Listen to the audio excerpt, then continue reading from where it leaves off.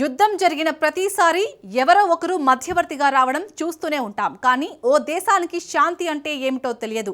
ఆ దేశం మాటను ఎవరు నమ్మరు. కానీ అగ్రరాజ్యం అమెరికాకు, మొండి దేశం ఇరాన్కు మధ్య రాజీ కుదురుస్తానంటూ బయలుదేరింది. ఆ దేశం మరేదో కాదు, బెగ్గర్ కంట్రీగా ముద్ర వేసుకున్న పాకిస్తానే. ఇరాన్ యుద్ధం ఆపేసి తిరిగి పరువు దక్కించుకోవాలని పాక్ వేసిన శాంతి దూత వేషానికి భారీ షాక్ తగిలింది. మీ ప్లాన్లు మాకు వద్దంటూ పాకిస్తాన్ మొహం మీదనే కొట్టినట్టు చెప్పేసింది. పాక్ ప్రతిపాదనలను అటు అమెరికా కూడా లైట్ తీసుకుంది. జేడీ వాన్స్ పర్యటనను రద్దు చేసుకుంది. అసలు పాక్ వ్యూహం ఎక్కడ బెడిసి కొట్టింది? ఇస్లామాబాద్ను ఇరాన్ ఎందుకు నమ్మడం లేదు? జేడీ వాన్స్ పర్యటన ఎందుకు ఆగిపోయింది? Watch story.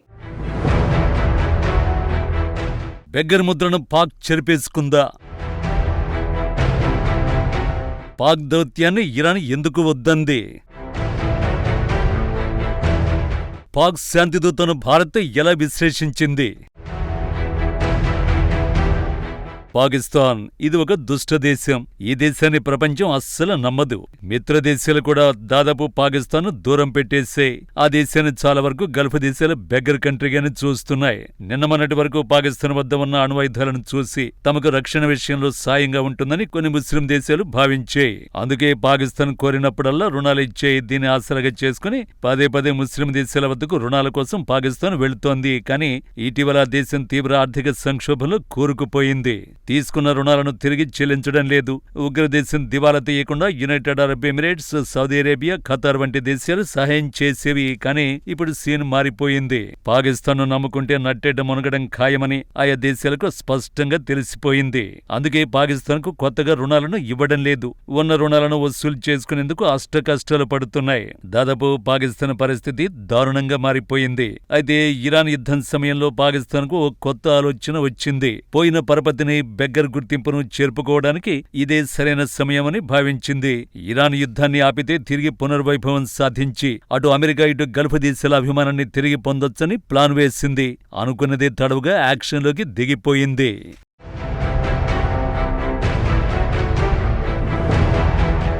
శాంతిదూతను బాబు, యుద్ధాన్ని ఆపుతాం, రండి రండి బాబు అంటూ గంపనెత్తిన పెట్టుకుని పాకిస్తాన్ తెగ తిరిగేస్తోంది. మార్చి 29, 30 తేదీల్లో ఇస్లామాబాద్లో ఓ సదస్సు నిర్వహించింది.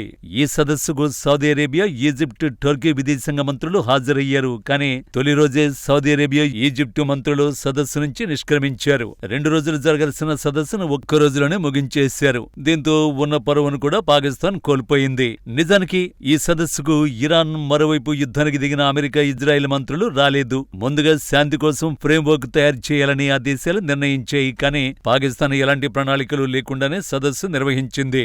అందుకే పాకిస్తాన్, సౌదీ అరేబియా, ఈజిప్ట్ చేకొట్టి వెళ్లిపోయాయి. అంతటితో పాకిస్తాన్ పరాభవం ఆగిపోలేదు. పాకిస్తాన్ అనేది అమెరికాకు అత్యంత సన్నిహిత మిత్ర దేశం. పైగా నేటో ఇతర మిత్రుడిగా పలుమార్లు పాకిస్తాన్ అమెరికా పేర్కొంది. అలాంటి దేశంతో తమకు న్యాయం ఎలా జరుగుతుందని ఇరాన్ ప్రశ్నిస్తోంది. పాకిస్తాన్ నిర్వహించే శాంతి చర్చలను ఇరాన్ తిరస్కరించింది. తమకు పాక్ మధ్యవర్తిత్వం అవసరమే లేదని తెహ్రాన్ తేల్చి చెప్పేసింది. దీంతో పాకిస్తాన్ శాంతిదూత అవతారానికి మరో దెబ్బ పడినట్లయింది. అయితే మధ్యవర్తిగా పాక్ చేస్తున్న ప్రయత్నాలకు తాజాగా మరో దెబ్బ తగిలింది. పాకిస్తాన్కు అగ్రదేశం భారీ షాక్ ఇచ్చింది.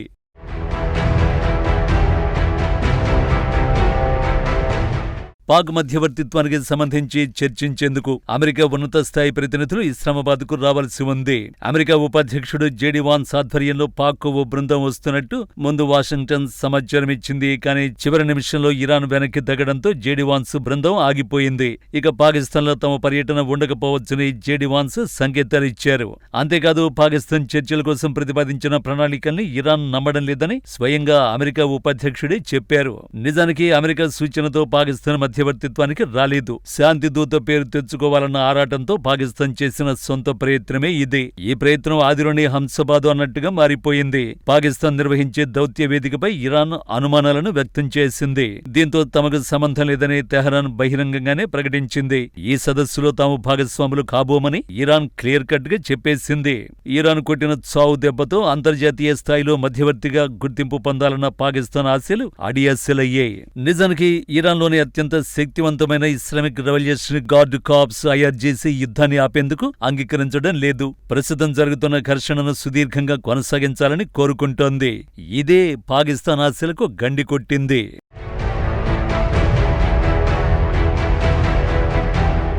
ప్రస్తుత పరిణామాలు పాకిస్తాన్ కు భారీ ఎదురుదెబ్బగా చెప్పొచ్చు. కానీ ఉగ్రదేశం నవ్విపోతే నాకేటి అన్న చందంగా వ్యవహరిస్తోంది.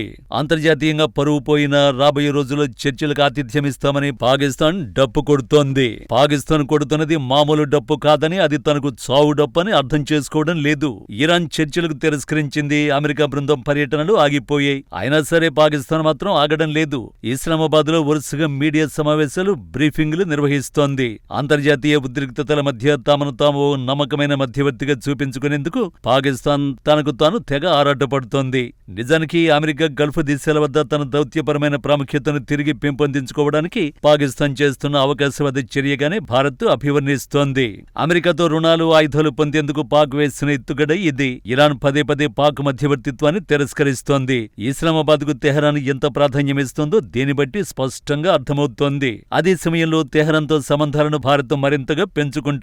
తమ నౌకలను స్వేచ్ఛగా హార్ముజ్ దాటించేలా ఇరాన్తో సంప్రదింపులు జరిపింది. భారత్ నిజమైన తటస్థ దేశంగా తనను తాను నిరూపించుకుంటోంది.